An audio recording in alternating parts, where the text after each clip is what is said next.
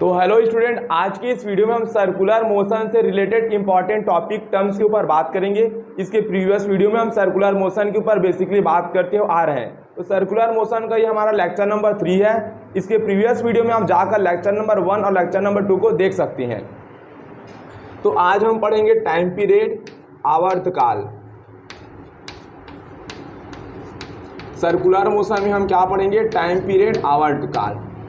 Time period को capital T से denote करेंगे। टाइम पीरियड को किससे डिनोट करेंगे? कैपिटल टी से डिनोट करेंगे आवर्तकाल टाइम पीरियड को। टाइम पीरियड क्या होता है? कोई भी ऑब्जेक्ट यदि सर्कुलर मोशन करती है तो एक चक्कर लगाने में 1 रिवॉल्यूशन करने में जितना समय लेती है उसे उस ऑब्जेक्ट का टाइम पीरियड कहती हैं। ध्यान रखिए, सर्कुलर मोशन में 1 रिवॉल्यूशन, एक चक्कर घूमने में जितना समय लेती है उसे उसका टाइम पीरियड कहते हैं।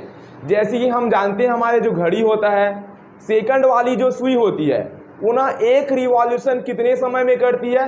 60 सेकंड में। तो सेकंड वाली सुई का टाइम पीरियड कितना होगा? 60 सेकंड। इसी प्रकार हमारे घर में जो मिनट वाली सुई होती है घड़ी, मिनट वाली सुई टिक टिक टिक टिक टिक टिक आगे बढ़ती है और टोटल 1 रिवॉल्यूशन में कितना मिनट लेती है? 60 मिनट। तो मिनट वाली सुई का टाइम पीरियड कितना हो जाएगा?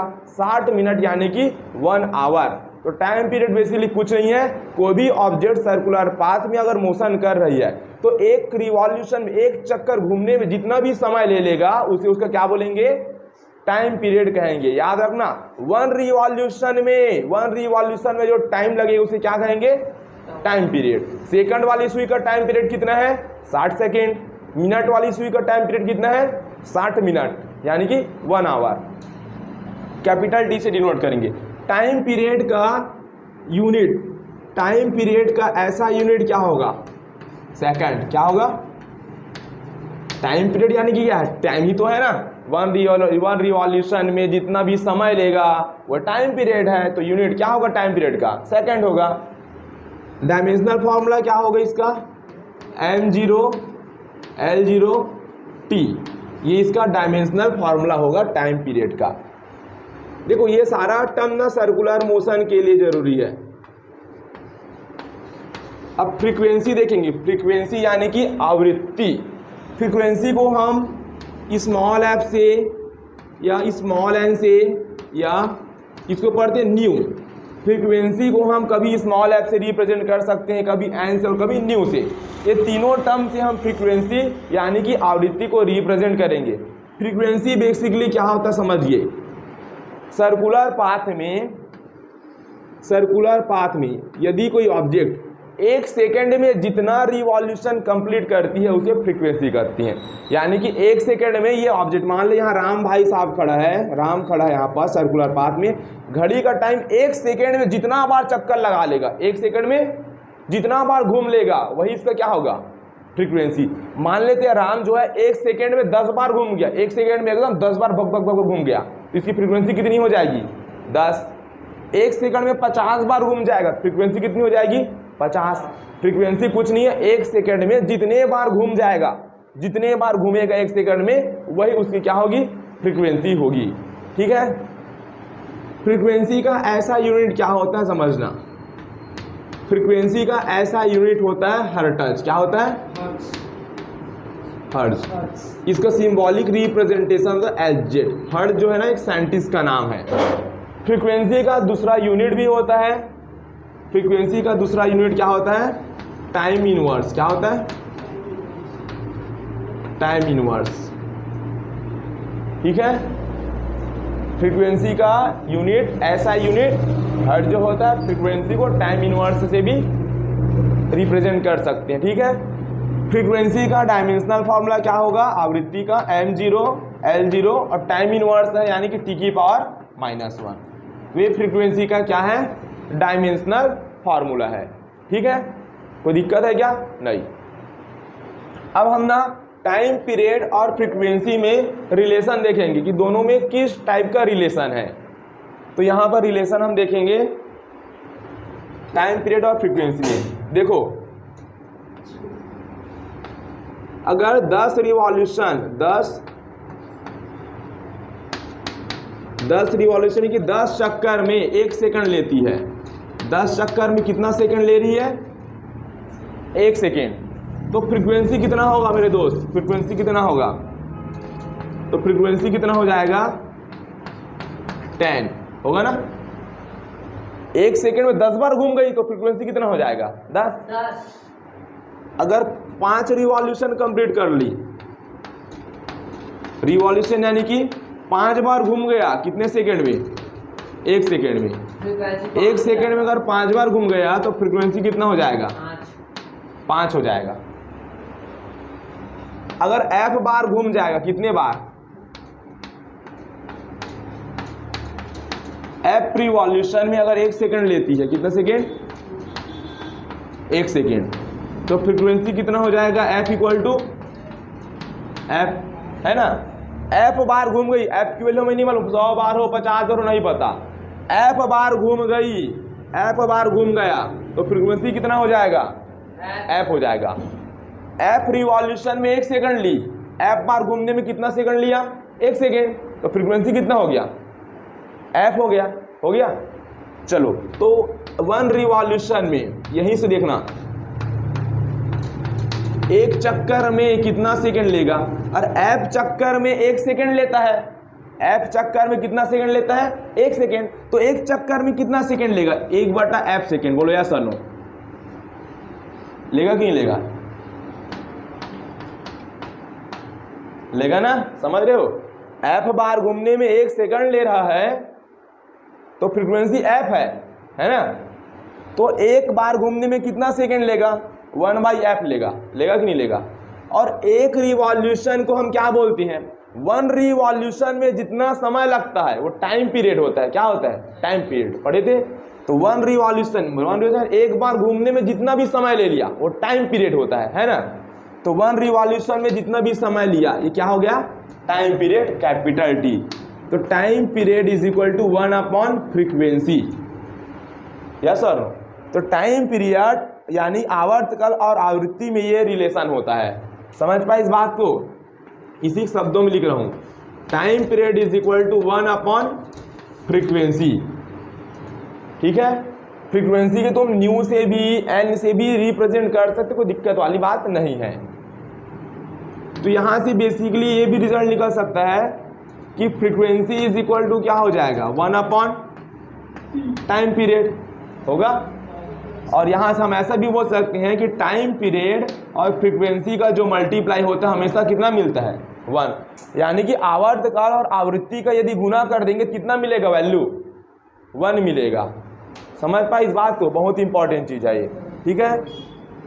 अच्छा, अब ना आप सोच रहे हैं कि फ्रीक्वेंसी का यूनिट आप हर्ट्ज तो दे दिए थे, लेकिन सेकंड इनवर्स कहाँ से दिए थे? मैं यहाँ से दिया। देखो, फ्रीक्वेंसी का एक यूनिट निकलेगा, सेकंड इनवर्स निकलेगा ना, एक यूनिट यहीं से टाइम इनवर्स निकलेगा। यानी कि सेकंड इनवर्स ना, टाइम इनवर्स लिखा था क्या? सेकंड इनवर्स लिखा वहाँ पे ना, गलत हो गया था।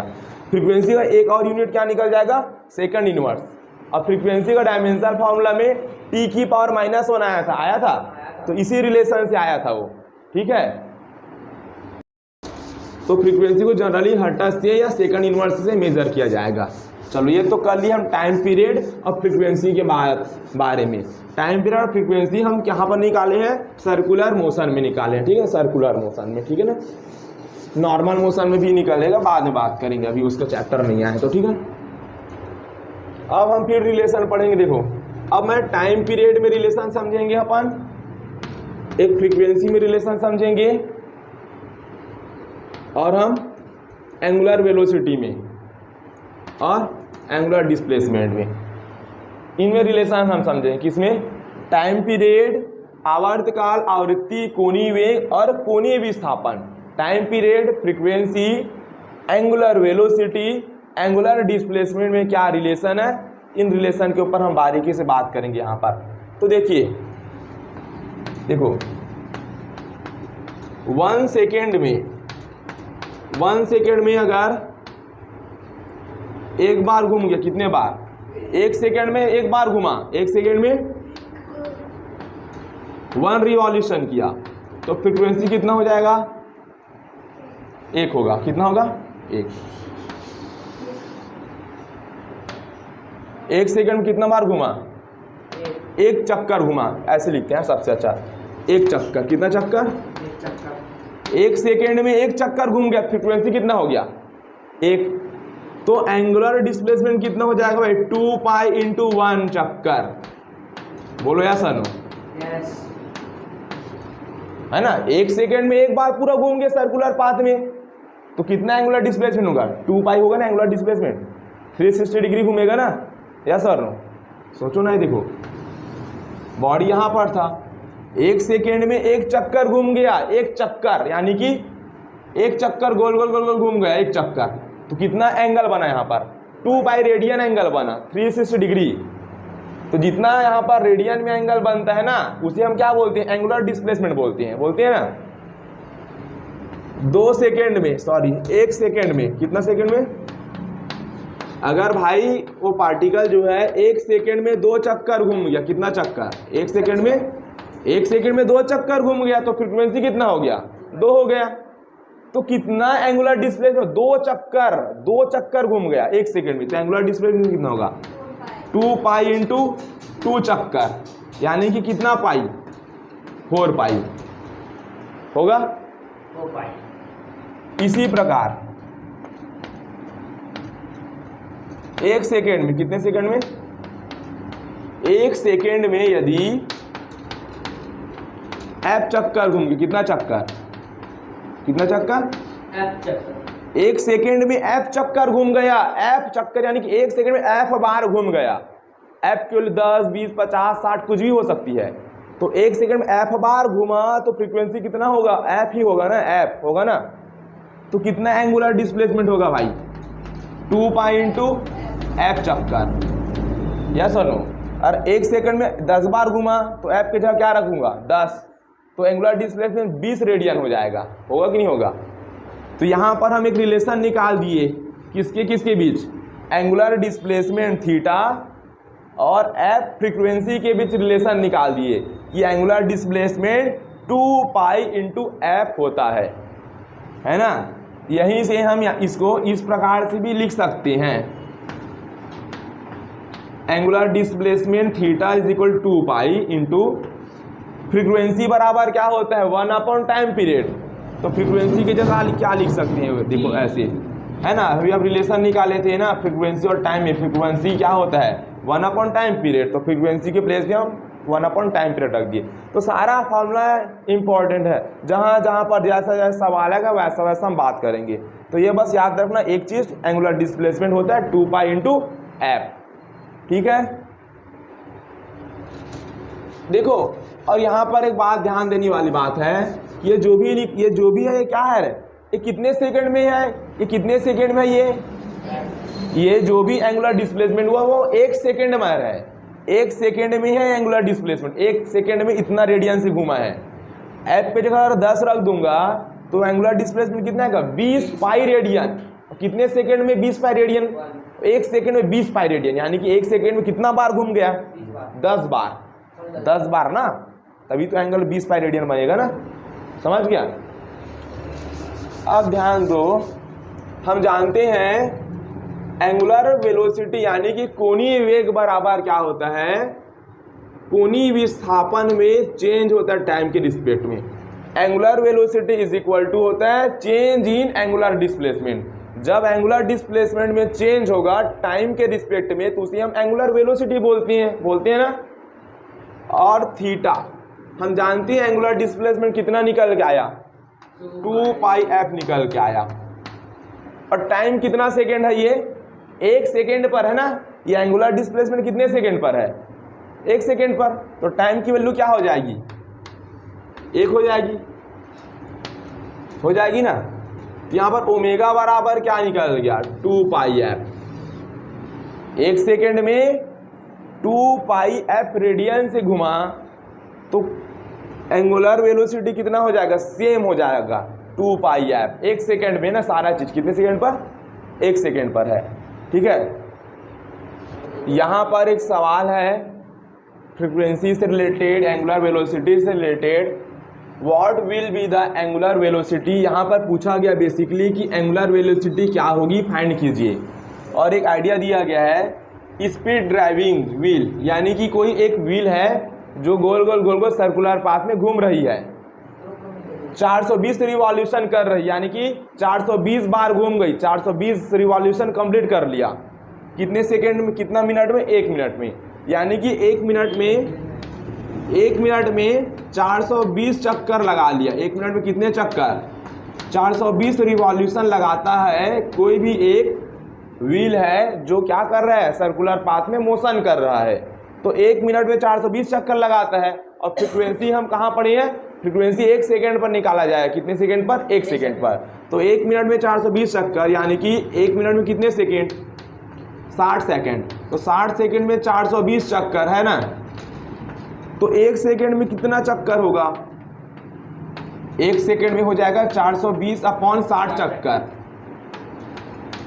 420/60 चक्कर। तो 0 0 कैंसर, 6 7 जा 42। तो 1 सेकेंड में 7 चक्कर घुमा, तो फ्रीक्वेंसी कितना आया? 7। यस और नो? फ्रीक्वेंसी निकल गया। एंगुलर वेलोसिटी पूछा गया था, अभी हम रिलेशन पढ़े थे basically. Angular velocity is equal 2 pi into frequency, और फ्रीक्वेंसी की वैल्यू कितना है? 7। 7 2 जा हो जाएगा 14 पाई। यहाँ पर ऐसा यूनिट लिखना है, रेडियन पर सेकेंड, ये लिखना नहीं भूलना, हमेशा यूनिट लिखा जाएगा, अदरवाइज नंबर काट दिए जाएंगे। हो गया? चलो, तो इस प्रकार का सवाल आएगा तो फॉर्मूला बेसिकली याद रख लेने। अब हमारा नेक्स्ट टॉपिक होगा एंगुलर एक्सीलरेशन, कोणीय त्वरण। एंगुलर एक्सीलरेशन, कोणीय त्वरण। एंगुलर एक्सीलरेशन, कोणीय त्वरण। एंगुलर एक्सीलरेशन को हम अल्फा से रिप्रेजेंट करेंगे, कोणीय त्वरण एंगुलर एक्सीलरेशन को।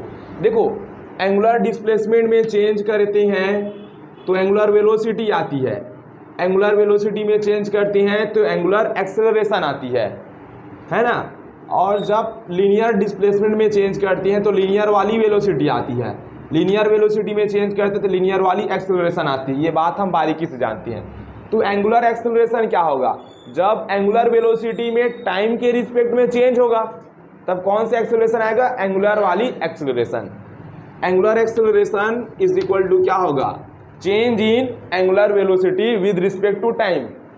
Change in angular velocity omega change in time, है ना। जब एंगुलर वेलोसिटी में चेंज होगा तो एंगुलर एक्सीलरेशन आएगा। ठीक है, चेंज है। चेंज कैसे निकालते हैं? Omega final minus omega initial. Final angular velocity minus initial angular velocity, और यहाँ पर टाइम में चेंज हो जाएगा, final time t2 minus t1। Yes और नो? यही इसी को क्या बोल सकते तुम? अल्फा एवरेज बोल सकते हो, है ना। चेंज क्या बोल सकते इसी को? Alpha average. तो del omega upon del T, है ना। एवरेज एंगुलर एक्सीलरेशन, औसत कोणीय त्वरण, है ना। चेंज होता है ना, तो हम क्या निकालते हैं? एवरेज।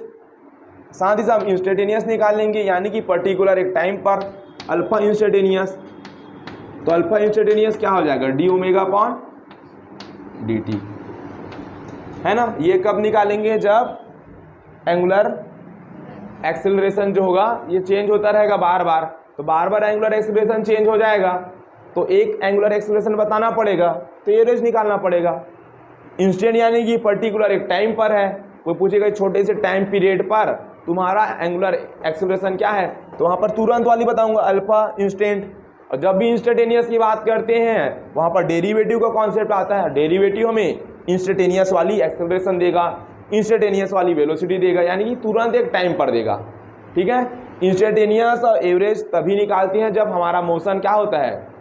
यूनिफॉर्म मोशन नहीं होता है। ठीक है, तब एवरेज निकाला जाएगा। ठीक, तो ये तो हो गया। देखो इस पूरे टर्म को ना ऐसे भी लिख सकते थे, हाँ समझ। देखो D upon A D T हो गया। ओमेगा इक्वल टू क्या होता है? हम पढ़े थे, ओमेगा इक्वल टू क्या होगा? थीटा अपॉन टी होता है ना। Angular velocity equal to change in angular displacement. तो क्या हो जाएगा? ओमेगा इक्वल टू क्या होगा? Theta upon T. D theta upon D T हो जाएगा। तो ये क्या हो जाएगा, D square theta upon D T square हुआ।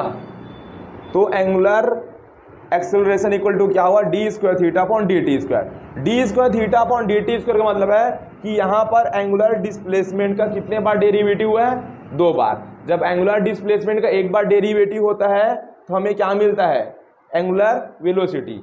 एंगुलर वेलोसिटी का 1 बार और डेरिवेटिव होगा तो क्या मिलेगा, एंगुलर एक्सेलरेशन मिलता है। समझ पाए इस बात को, बंद करें तभी। देखो अब इधर ना मैं लीनियर वाला लेके चलूंगा, इधर एंगुलर। देखो ये हमारे पास लीनियर डिस्प्लेसमेंट होती है और ये हमारे पास एंगुलर डिस्प्लेसमेंट होती है।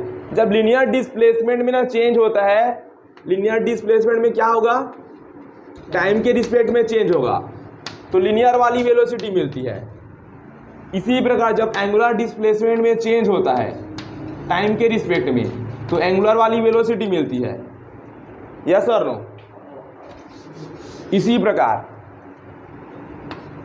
लीनियर वेलोसिटी में चेंज होगा। देखो dx अपॉन dt पहले से है, dx अपॉन dt पहले से लीनियर वेलोसिटी है। अब चेंज करेंगे तो टाइम के रिस्पेक्ट में चेंज करेंगे, डेरिवेटिव करेंगे ना, एक बार करेंगे तो यही मेरा क्या बन जाता है, लीनियर एक्सेलरेशन। तो इसी को क्या लिखेंगे, D square x upon D T square. ठीक है, जब लीनियर डिस्प्लेसमेंट चेंज होगा टाइम के रिस्पेक्टिव में ना, एक बार इसका लीनियर डिस्प्लेसमेंट का तुम डेरिवेटिव करोगे तो वेलोसिटी मिलेगा। वेलोसिटी में चेंज करोगे यानी एक बार इसका और डेरिवेटिव कर दो तो क्या मिल जाएगा, एक्सेलरेशन। यस और नो। ठीक इसी प्रकार इधर भी होगा। देखो एंगुलर डिस्प्लेसमेंट में चेंज किया ना मैं, यानी कि एंगुलर डिस्प्लेसमेंट को एक बार तुम डेरिवेटिव करोगे तो क्या मिलेगा, एंगुलर वेलोसिटी। अब एंगुलर वेलोसिटी को एक बार और डेरिवेटिव करो, डेरिवेटिव करेंगे तो डी अपॉन डी टी लिखेंगे कि चेंज होगा तो टाइम के रिस्पेक्ट में होगा। कौन चेंज होगा, angular velocity D theta upon D T change होगा। तो एंगुलर वेलोसिटी में चेंज हो गया टाइम के रिस्पेक्ट में, तो यही मेरे पास क्या हो जाएगा, एंगुलर एक्सेलरेशन हो जाएगा। इसी को क्या लिखेंगे, alpha is equal to D square theta upon D T square. ठीक है, तो कभी भी ये टर्म आएगा तो समझ जाना कि एक्सेलरेशन है एंगुलर वाली, और ये टर्म आएगा तो ये भी एक्सेलरेशन है लेकिन लीनियर वाली। ठीक है,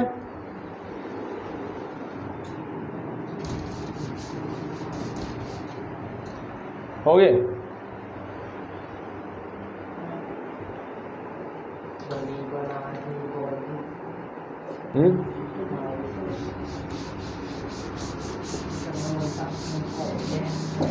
अच्छा एक बात भूल गए हम लोग, एंगुलर एक्सेलरेशन का ऐसा यूनिट क्या होगा, एंगुलर एक्सेलरेशन का ऐसा यूनिट क्या होगा, रेडियन पर सेकेंड स्क्वायर।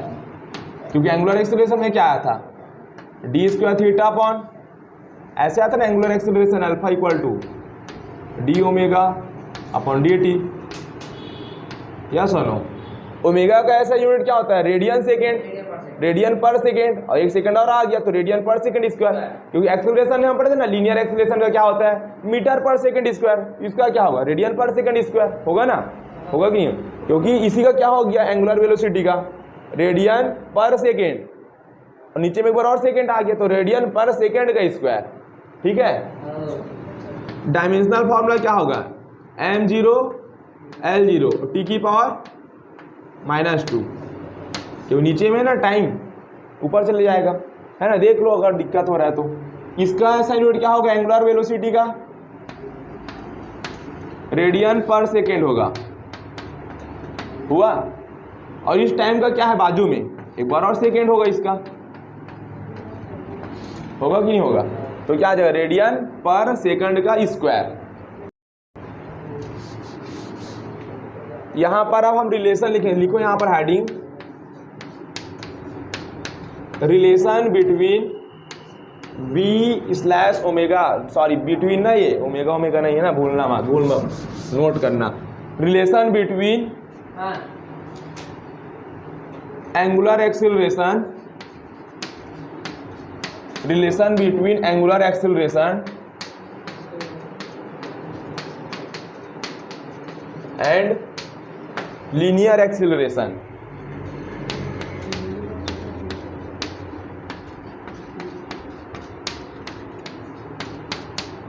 अब हम क्या पढ़ेंगे, रिलेशन एंगुलर एक्सेलरेशन और लीनियर एक्सेलरेशन में क्या। तो सर्कुलर पाथ में अगर बॉडी मोशन कर रही है तो एंगल से घूम रही है, तो एंगल से घूम रही है तो एंगल चेंज हो रहा है, तो एंगुलर वेलोसिटी में चेंज होगा तो क्या होगा, एंगुलर एक्सेलरेशन। साथ ही साथ सरकम्फ्रेंस में भी तो आगे जा रही है, यानी कि लीनियर वेलोसिटी में चेंज हो रहा है तो लीनियर एक्सेलरेशन। तो दोनों में रिलेशन बताएंगे कि नहीं बताएंगे। ऐसा तो नहीं है कि एंगुलर एक्सेलरेशन आ गया लेकिन लीनियर वाली एक्सेलरेशन नहीं आया है सर्कुलर मोशन में, दोनों साइमल्टेनियस है, दोनों आएगा एक साथ आएगा तो नहीं आएगा तो दोनों नहीं आएगा। सही है कि नहीं, दोनों में रिलेशन होगा कि नहीं होगा। कल पढ़े थे ना सेम, हम लोग कल क्या पढ़े थे, linear displacement equal to radius into angular displacement. इसी प्रकार linear velocity equal to radius into angular velocity. तो आज क्या आएगा, सिंपल सा, linear acceleration equal to R into angular acceleration. ये रिलेशन बेसिकली निकल के आएगा, है कि नहीं, सिंपल है। हम जानते हैं v equal to R omega होता है, या सुनो देखो यहाँ पर लिखा हूँ v इक्वल टू क्या होता है, आर इंटू ओमेगा।